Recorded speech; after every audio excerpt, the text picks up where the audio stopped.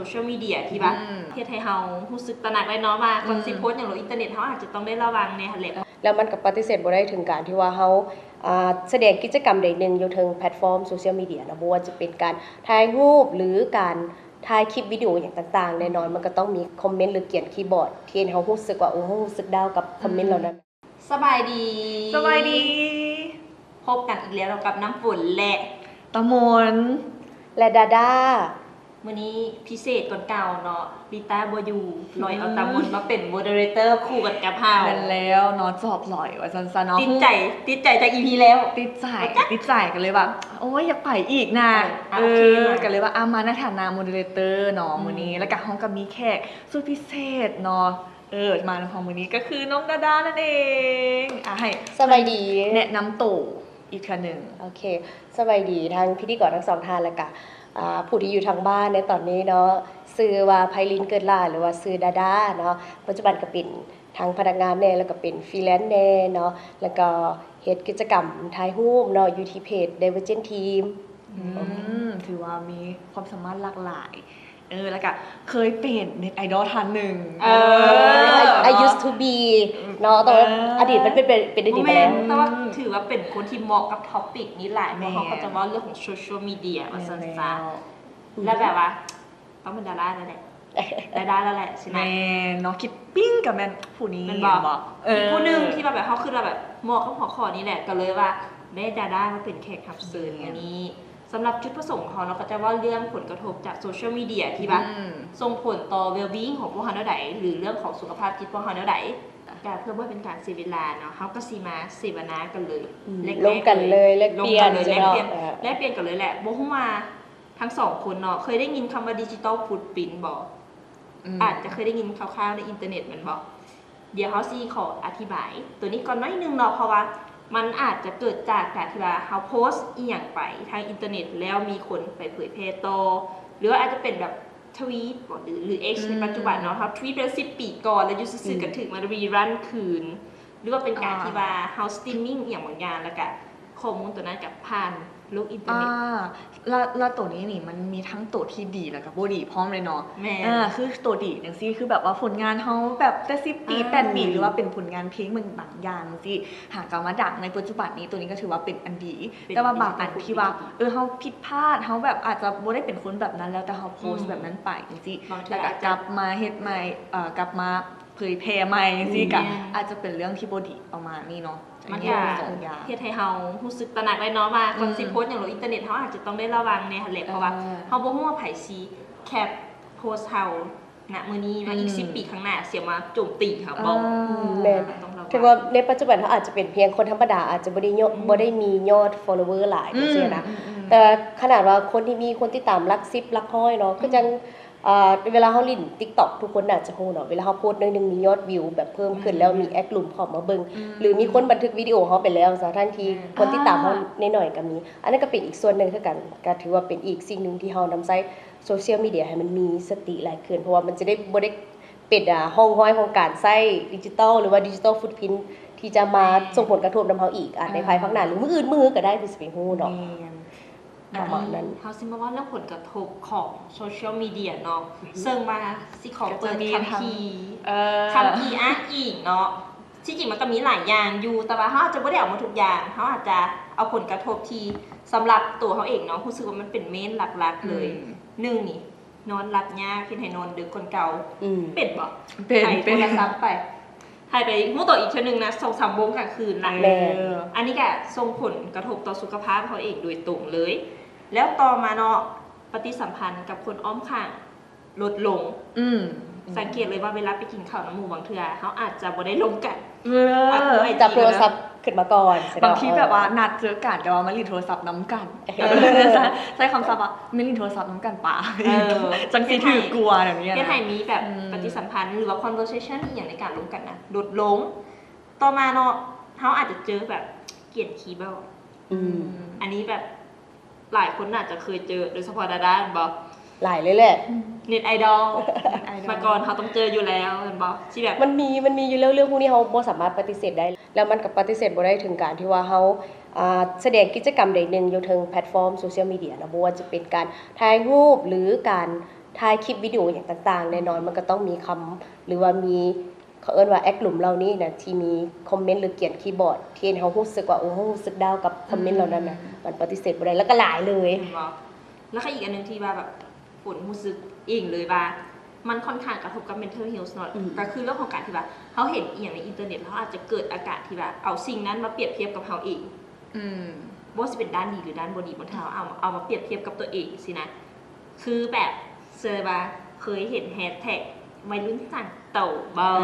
สิ productivity บ่อีหยังบ่สิแบบทุกคนแบบเคยเจอมาแล้วรู้สึกว่าแบบกระทบกับตัวเองนะคือเว้าเรื่องโซเชียลมีเดียเนาะที่จริงมันเป็นสิ่งที่ดีได้ที่ว่ามันมีอันนี้เกิดขึ้นมาเพราะว่าตะกี้เนาะเฮาสิติดต่อกันนะมันก็ค่อนข้างยากต้องได้แบบว่าโอ้ยต้องได้โทรหาหรือว่าแบบต้องไปหากันอยู่บ้านเพื่อสิได้เห็นหน้ากันแต่ว่าคือโซเชียลมีเดียมันก็เฮ็ดให้เฮาแบบใกล้ชิดกันหลายขึ้นอยู่ต่างประเทศอยู่ทั่วโลกเฮาก็จะได้เห็นบรรยากาศเห็นต่างๆแล้วก็พร้อมทั้งหมู่เฮาเนาะก็สามารถแบบอัปโหลดรูปภาพต่างๆว่าเชฟประสบผลสำเร็จบ่หรือว่าสภาพต่างๆไปลิ้นไปเที่ยวแต่ว่าในหั่นเนาะบางอย่างเฮาก็เห็นว่าคืออันนั้นเนาะคือแบบเฮาเห็นหลายๆคนที่ว่าประสบผลสำเร็จใช่ป่ะอายุน้อยกันเฮาบ่หรือว่าหมู่เฮาแต่งงานไปแล้วจ้ามีลูกไปแล้วเฮาได้แล้วเฮาได้เนาะมันก็สิมีแบบเพิ่นว่าการเปรียบเทียบแล้วก็การกดดันตัวเองแล้วเฮ็ดให้แน่นอนแบบคนเฮามันก็ต่างกันเนาะคือบางเทื่อเฮาอาจจะยังอยู่ในจุดๆนี้เฮาก็เฮ็ดเวียกของเฮาไปแหละแต่ว่าการที่ว่าเฮาเอาการประสบผลสำเร็จของคนอื่นมันเฮ็ดให้เฮาแบบสุขภาพจิตนะมันส่งผลต่อเฮาแล้วแบบเฮ็ดให้เฮาแบบแฮงท้อแล้วแฮงแบบบ่อยากเฮ็ดหยังซ้ำอันเคยเป็นบ่บางเทื่อเคยเป็นปัจจุบันนี้บ่ให้ว่าเลยเนาะแล้วยิ่งคือจังเขาเว้าตั้งแต่ต้นมาแหละว่าเฮาเข้าถึงได้ตลอดแล้วก็แต่ว่าในอีกมุมนึงเนาะเฮาก็บ่ได้สามารถการันตีได้เลยว่าสิ่งที่เขาเจ้านำเสนออยู่ในแพลตฟอร์มโซเชียลมีเดียมันบ่สามารถไปสะท้อนความเป็นจริงในอีกเบื้องหนึ่งของเขาเจ้าได้เลยเนาะฉะนั้นการเสพข่าวอย่างต่างๆก็บางแน่นอนแล้วมันส่งผลกระทบต่ออารมณ์และส่งผลให้เกิดเป็นด้านลบต่อของเขาก็มีแล้วก็มาเปรียบเทียบทั้งที่รุ่นเดียวกันแบบซี่ผู้นี้ไปมีโลดแล่นอยู่ในวงการบันเทิงที่ค่อนข้างที่จะไว้แล้วก็หลายอันนี้ถึงยอมรับจากคนในสังคมอันนี้ประสบผลสำเร็จในการสร้างธุรกิจบ่อย่างต่างๆแต่ว่าในที่สุดแล้วคนเฮามันมีช่วงเวลาบิ่งบานของตัวเองอยู่แล้วเฮาเชื่อแบบนี้เสมอแล้วก็ถามว่ามันเปรียบเทียบบ่มันก็มีบางครั้งที่เฮานำมาเปรียบเทียบแต่ว่าในอีกจุดนึงก็คือเขาเจ้าอาจจะอยู่ในจุดที่มันจุดที่10ของเขาเจ้าแล้วแบบซี่นะถึงว่าอายุเขาเจ้าสำนั้นก็ยาแต่ว่าเอาจุดที่10ของเขาเจ้ามาเทียบกับจุดทำอิฐของเฮามันก็แน่นอนว่ามันอาจจะเทียบกันบ่ได้ดอกแต่ว่าเฮาก็ต้องเปลี่ยนเนาะมาจากการเปรียบเทียบก็ลองมาโฟกัสในเป้าหมายของตัวเองลองเบิ่งก็ลองพัฒนาไปแบบซี่สิ่งที่เราเห็นในโซเชียลมีเดียบางทีมันก็เป็นแค่อีกด้านนึงที่เขาต้องให้เขาเห็นหรือว่าแบบเป็นแค่มุมมองนึงน่ะที่เขาต้องคัดออกมาแล้วแค่เขาจะโพสต์รูป1 2รูปเขาก็ยังถ่ายแบบเป็น100แล้วเขาเลือกมันบ่แม่ในโซเชียลมีเดียเนาะบ่สามารถตัดสินได้ 100% ว่าเขาเจ้าเป็นแนวใดชีวิตเขาเจ้าอาจจะเบิ่งดูดีในโซเชียลมีเดียแต่บางทีเขาเจ้าอาจจะเฮ็ดเวียกหนักบ่ต่างกับเฮาต่างแต่ว่ามุมมองที่เขาเจ้าให้เฮาเบิ่งหั่นน่ะมันเป็นแบบใดซื่อๆแม่นคือบางคนเนาะฮู้เท่าบ่ถึงการว่าจังซี่ซะมักจะมีกลุ่มคนที่สร้างภาพหรือว่าเป็นแอดที่แบบว่าเพิ่นเขาเจ้าอยากขายเครื่องแต่ว่าแบบตัวประมาณนี้หั่นนะมันจะมีอะไรที่ว่าสร้างไส้ดารามาแบบแต่ว่าบ่ได้ถึกดาราผู้นั้นบ่ได้ถึกจ้างแต่ว่าเอาฮู้ผู้นั้นหั่นน่ะมาเฮ็ดว่าเป็นแอดผู้นั้นแล้วใช้สินค้าเฮ็ดแบบตัดแบบดิบๆนี่นะคือเฮาเองเฮาฮู้แต่ว่าบางคนที่ว่าบ่มีความรู้เรื่องการตลาดจังซี่น่ะก็เห็นแบบอุ๊ยดาราผู้นี้ที่เฮารู้จักแล้วเราใช้เว้ยจังซี่ก็เชื่อไปหรือว่าแซดแบบเฮ็ดแอคเคาท์ฮู้ผู้นี้แต่ว่าแซดมายืมเงินแต่ที่จริงบ่แม่นแอคเคาท์เฮาอันนี้เจอหลายเลยเนาะเจอหลายเลยแหละบ่แล้วแบบบางทีแบบเป็นในฟีลแบบว่าเขาต้องฮู้ข้อมูลทั้งหมดทุกอย่างฮู้ว่าเจ้าอยู่บ้านนั้นบ้านนี้แม่นบ่น้องจะเป็นผู้นี้แล้วเฮ็ดให้เฮาเชื่อนะแล้วบวกกับ call center อีหยังมันก็เกี่ยวข้องกับโซเชียลมีเดียนี่แหละเขาเจ้ากลับมาสืบโซเชียลมีเดียเฮาคือกันก็ถือคันสิว่าไปว่าแพลตฟอร์มโซเชียลมีเดียนี่ต่อยเฮาสิตั้งค่ายเป็น private จังได๋ก็ยาก็บ่แม่น private อยู่ดีเนาะในเมื่อที่ว่าเจ้าโพสต์บางสิ่งบางอย่างโดยเฉพาะกับเว้าเรื่องข้อมูลส่วนตัวบางคนอาจจะเผลอไปแน่หรือว่าอาจจะไปลิ้นสถานที่เดี๋ยวนึงแล้วโพสต์สตอรี่โพสต์แบบเรียลไทม์แบบนี้เนาะอาจจะส่งผล เสียแน่กระทบแน่ในอีกกลุ่มคนนึงเขาบ่ฮู้ว่าเขาเจ้าหวังดีกับเฮาบ่หรือว่าแนวใดหรืออาจจะคอยติดตามเฮาอยู่อหยังประมาณนี้เนาะฉะนั้นก็มีแต่คือน้ำฝนว่าเขาต้องมีสติในการลิ้นหรือว่าใช้โซเชียลมีเดียหลายขึ้นโดยเฉพาะกับแม่นกันตัวยั่วหลอกลวงแห่งเดี๋ยวนี้ปัจจุบันเว้าเรื่อง AI เข้ามาเนาะสามารถใช้เสียงใช้รูปภาพใบหน้าแบบซี่หั่นนะแม่นแล้วบัดนี้นอกเหนือจากที่เว้ามาแล้วปุ๊บเนาะคืออันนี้เฮามาเว้าเกี่ยวกับเรื่องตัวที่มันกระทบถึงสุขภาพจิตอันนี้มันกระทบหลายได้คิดว่าตัวนี้นะเกี่ยวกับโซเชียลมีเดียนะที่เฮาเว้าไปมันมีอีหยังก็เกี่ยวกับคอมเมนต์อย่างต่างๆเนาะแต่ก็เรื่องเกี่ยวกับที่เฮาตัวเองเปรียบเทียบผู้ดีเลยคือพอคันว่าสิมาเนาะก็อยากรู้ว่าทั้งสองคนเนาะมีประสบการณ์อย่างที่เจอแบบนี้บ่ในโซเชียลมีเดียเอาดาก่อนเลยเนาะ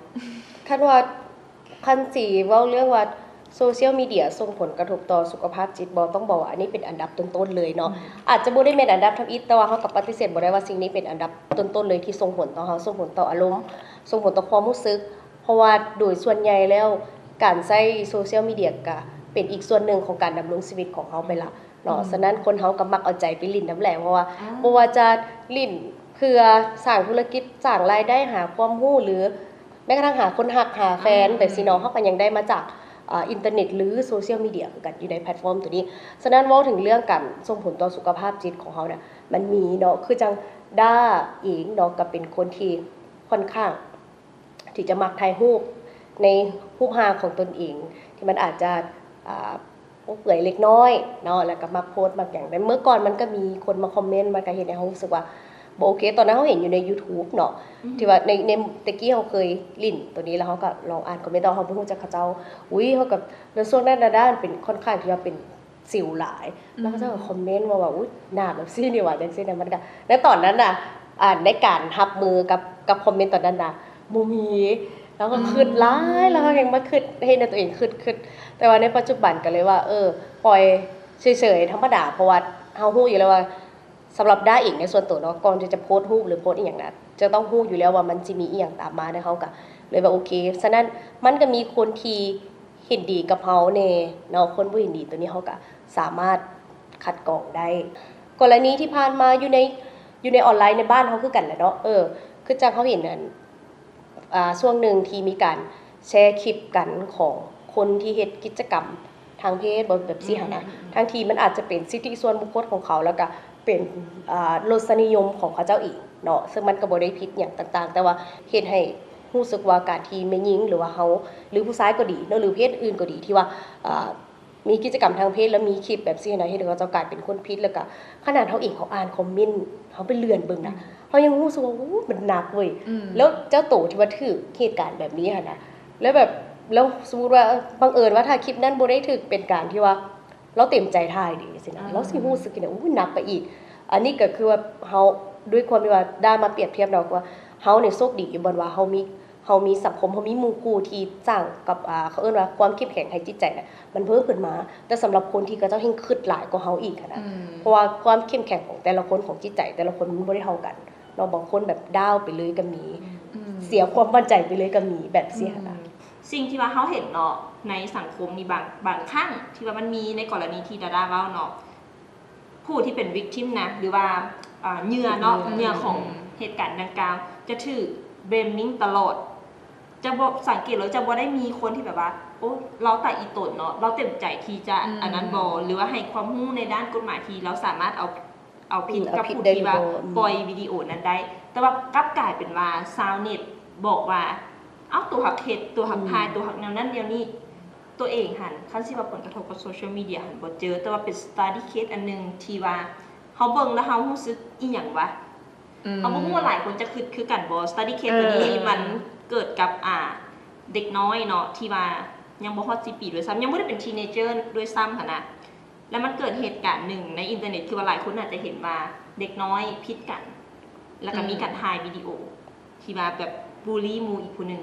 ลงอินเทอร์เน็ตแล้วเฮาเองก็เป็นคนนึงที่ว่าเห็นเหตุการณ์นั้นผ่านมือถือโซเชียลมีเดียคือกันแล้วเฮาก็อยู่ฮู้กันว่าเขาเจ้าสิแฮนเดิลปัญหานี้แนวใดเพราะว่าปัญหาหันมันเป็นกับเด็กน้อยที่อายุน้อยแฮงแล้วสิ่งที่เฮาเห็นแล้วเฮารู้สึกว่ามันท้อใจเฮาเองนะเฮารู้สึกว่าการจัดการปัญหาของโรงเรียนดังกล่าวยังบ่ได้ รับการจัดการปัญหาที่ถูกต้องเพราะว่าสุดท้ายเขาจะแค่เอาเด็กน้อยมาอยู่ในเฟรมเดียวกันท้ายโพสต์ลงว่าเขาเจ้าดีกันแล้วสินะ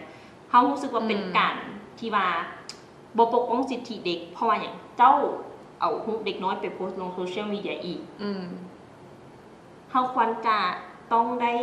มีความรู้ในเรื่องของการใช้อินเทอร์เน็ตหลายขึ้นมันบ่แม่นแต่ว่าค่อยอยากรักษาความยุติธรรมค่อยแชร์คนที่เฮ็ดผิดเขาอาจจะไปทำให้ชีวิตเขาเจ้าโดยที่เขาบ่ได้รู้ตัวเลยหั่นน่ะว่าซั่นซะที่นี่ก็ถือว่าเป็นอย่างที่น่าเป็นห่วงเสื้อไว้แล้วกันนำใจโซเชียลมีเดียกับเป็นดาบสองคมเลยเนาะเป็นดาบสองคมอีหลีได้บางครั้งบางคราวก็เฮาก็จำเป็นที่ต้องอาศัยความเห็นอกเห็นใจแน่ด้วยกันในฐานะเพื่อนมนุษย์ด้วยกันนั่นแหละโอเคเนาะหลังจากที่ว่าเฮากัดเสวนากันเรื่อง study case ค่อนข้างหนักหน่วงอยู่ในเนาะที่เฮาเว้ากันนะกะอยากลองถามทั้งตามนกับดาดาเนาะจะมีทริคหรือทิปแนวใดที่ว่าการที่ว่าเฮาจะใช้โซเชียลมีเดียแบบที่ว่ามีสติหลายขึ้นเอาดาดาก่อนเลยเนาะขอเอาเกสซะก่อนนะคันสิว่าแนะนำบ่กับบ่เชิงแต่ว่าถือว่าแลกเปลี่ยนในมุมมองของเฮาซะเนาะเดี๋ยวนี้ก็ถือว่าด้วยความที่เฮาเติบใหญ่ขึ้น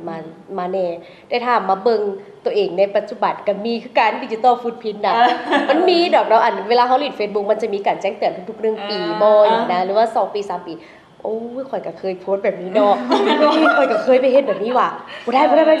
ลึกๆมีได้มันมีได้เนาะติงก็เลยว่าบัดนี้เฮาเริ่มใหญ่ขึ้นมาแล้วความคิดเฮามันเริ่มเปลี่ยนทีนี้พอมันเริ่มเปลี่ยนมันเริ่มคิดออกได้แล้วว่าเฮาสิโพสต์สิแชร์คอมเมนต์เริ่มมีความคิดอันนึงที่มาติแล้วว่าใจเย็นเด้อมีช่วงนึงติคือเวลาใจร้อนใจร้ายนี่กำลังสิโพสต์ละพอก่อนเพราะว่าเวลาเฮาโพสต์ลง Facebook อันนี้เว้าเรื่องแพลตฟอร์ม Facebook เนาะมันเป็นเพียงตัวหนังสือที่มันออกเสียงบ่ได้ฉะนั้นในความรู้สึกของเขาที่เขียนไปในตอนนั้นเฮาใจร้ายแน่ใจร้อนแน่คนอื่นมาอ่านอาจจะมีความรู้สึกที่ต่างจากเขาไปอีกหรือว่าเพิ่มกว่าเขาไปอีกนั่นก็จะเป็นจุดหนึ่งที่ก็จะเบิ่งเขาอุ้ยผู้นี้เป็นแบบนี้อีกแล้วแรงนะรอดเชื่อตลอดแท้ว่าฉะนั้นการมีสติอันนี้เป็นสิ่งที่สำคัญเลยแหละเนาะบ่เฉพาะแต่การโพสต์ของเฮาเนาะแต่การไปรีโพสต์การไปคอมเมนต์การไปแชร์ต่างๆสิเนาะฉะนั้นเฮาก็ต้องได้รับข้อมูลอย่างมาก็ตามเนาะเฮาก็ต้องชัวร์ก่อนแล้วจึงแชร์เนาะเพราะว่าการรู้เท่าทันสื่อนี่เป็นสิ่งที่สำคัญเนาะว่าข้อมูลนั้นมาจากไสแล้วมันสมควรที่จะเผยแพร่ได้บ่ก่อนที่เขาจะไปบอกต่อกับคนอื่นสินะอันนี้ก็ต้องเป็นสิ่งสำคัญคือเขาก็ยังสามารถเป็นส่วนหนึ่งในการกระจายข้อมูลที่มันดีได้เนาะแล้วเขากับบางเทื่อเขาก็จะเผลอไปเฮ็ดในสิ่งที่มันบ่ดีก็มีฉะนั้นการมีสติก็ถือว่าเป็นสิ่งสำคัญเนาะหรือเขาก็สามารถบอกหมู่บอกครูเขานำได้บางเทื่อหมู่ครูเขามาโพสต์แบบนี้แนวนี้หลายแล้วก็เขาก็สามารถไปบอกเขาเจ้าเพราะว่าอยู่ในแพลตฟอร์มของโซเชียลมีเดียคือเขาเว้าไปมันบ่ได้เป็น private แล้วคันเจ้าเลือกที่จะเฮ็ดสิ่งใดสิ่งหนึ่งเนาะคือมันเป็นสาธารณะไปแบบปริยายต่อให้สมมุติว่าคือจังเฮาเห็นทั้งในต่างประเทศในประเทศเฮาก็ดีเนาะการสืบเอาคดีความหรือของคนร้ายต่างๆเขาก็ผ่าน Facebook ก็มีเนาะเพราะว่าต่อเจ้าสิลึบออกก็ยาแต่ว่าอยู่ในคลาวด์หรือว่าอยู่ในคลังของข้อมูลที่อยู่ในทางไซเบอร์เขาจะมีระเบียบด้านนี้มาตรการควบคุมอย่างแบบนี้เนาะเขาจะมีช่องทางในการที่จะไปสืบหาต่างๆในอันนี้ก็ต้องมีสตินำกันในการใช้โซเชียลสำหรับตัวเองเลยก็คือดาดาเลยก็คือต้องมีสติบ่จะเป็นเรื่องการเบิ่ง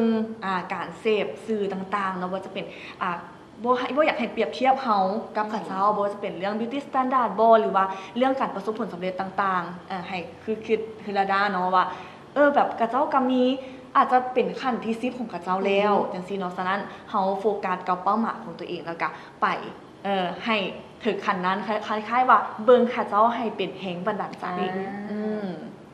การสำหรับแบบของดาดาตะมนกับคล้ายๆกันเนาะแต่ว่านี้ก็อาจจะมีความแบบแตกต่างเล็กน้อยอาจจะเป็นบางเทื่อที่ว่าเฮาหัวร้อนเฮารู้สึกว่าแบบมีเรื่องใจร้ายนะทำได้ใจเย็นก่อนอาจจะโซเชียลดีท็อกก่อนจาก 2-3 มื้อปิดโทรศัพท์ไปเลยบางเทื่อมันจะให้เฮารู้สึกอีหยังอ้อมข้างหลายขึ้น